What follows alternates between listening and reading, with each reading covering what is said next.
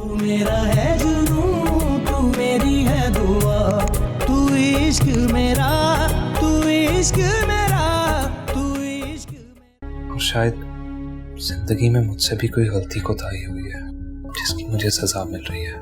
गलती? क्या मतलब? मैं समझी नहीं।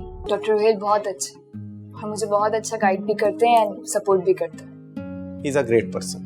बाय द वे आपकी बहुत तारीफ कर रहे थे, बात हुई थी मेरी कुछ दिन पहले।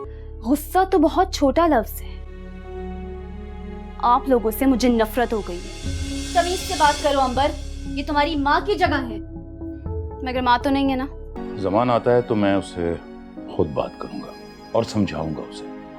पता नहीं हमारे घर को किसकी नजर लगी। इसलिए सर, क्योंकि हो सकता है मैं खुद को इम्प्रूव कर लूं। ये तो बड़ी खुशी की बात है कि अगर तुम इम्प्रूव करो तो मेरी एजेंसी तुम्हारे साथ आगे काम कर सकती है।